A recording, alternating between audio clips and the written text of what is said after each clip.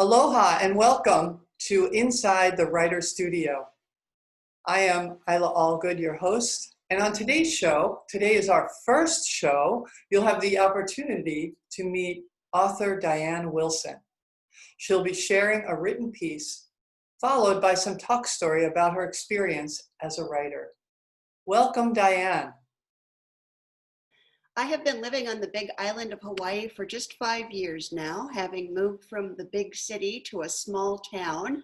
I find a lot of funny things to write about. But when the COVID virus hit, I found it a little bit more difficult for me to write. And I got myself back into writing, and what I plan to read for you today is one of my first pieces I wrote. We were off island when COVID virus started to worsen in the US. We thought it wise to return home quickly. So we changed our flight and called our house sitters to let them know they were going to have company, us. Perhaps they don't enjoy our company, as they made a call as well and arranged to depart Hawaii just a few hours before we returned home. We had left our animals, a dog and 2 cats, in their hands for the 2 weeks we were away. The house sitters were mostly dog people rather than cat people, but our cats tend to disappear when strangers enter the house, so it was no problem. It was no problem until we got home. Our first morning home, we awoke to an odor coming from under the bed.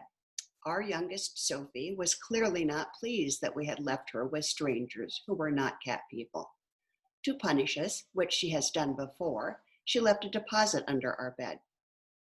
She's a tricky little cat and didn't leave the deposit at the edge of the bed, but right in the middle, the very middle. Since I have longer arms than my husband, I was assigned the task of laying on my stomach, reaching as far under the bed as I possibly could, and picking it up. The degree of difficulty was enhanced as I had to do this with just 1 square of toilet paper to protect my hands, since the virus had led to a threat of toilet paper shortage.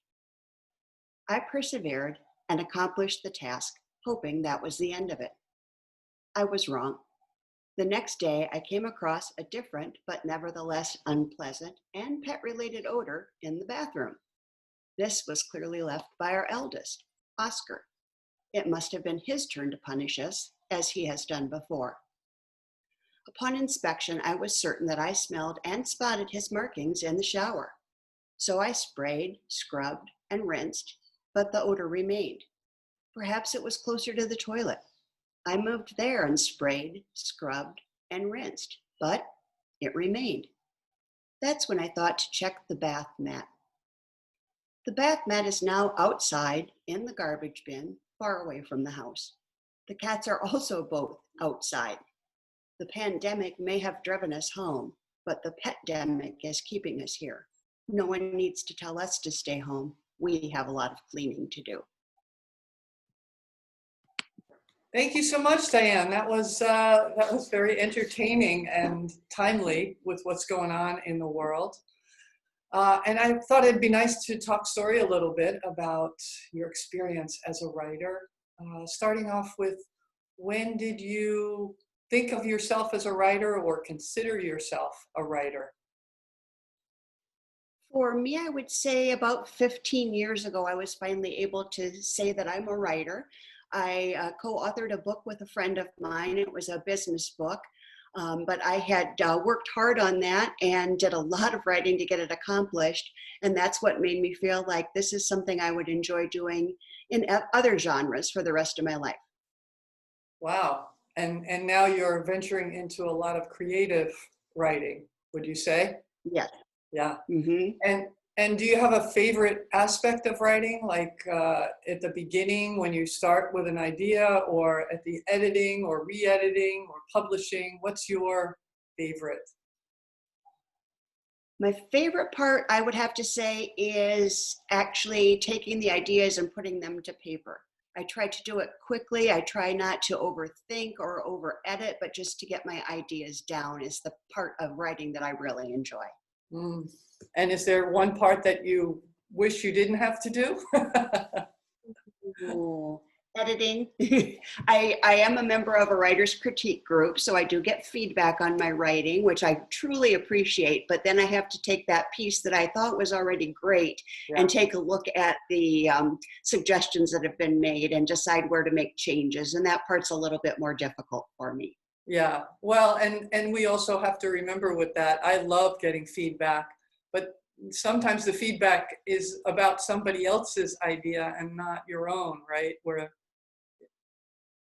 Yeah. Yep, absolutely. That was the first time I went to a critique. I came home with pages of feedback and I took all of it and changed what I'd written. I reread it and realized it wasn't my piece any longer.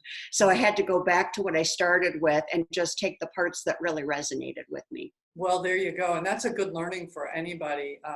And also when you say that, I know I often just keep updating one document on my computer. Do you keep like different versions of the same piece? I do not. Once I do the update, I save it, revised, and that's what I work with from there on out. Yeah, I know some people keep like their original version and their second and third and fourth, but I feel like my computer's too crowded for all that. Me too. Yeah, yeah. It's kind of like I've moved on now, so you let it go, right? Right. All right. Well, thank you so much for sharing your piece with us and talking a little bit. And thank you for the work you do as the president of the Hawaii Writers Guild. I want to let people know if they want to learn more about the Writers Guild, check out the website at www.hawaiiwritersguild.com. And you can also find us on Facebook under Hawaii Writers Guild. Until next time, aloha.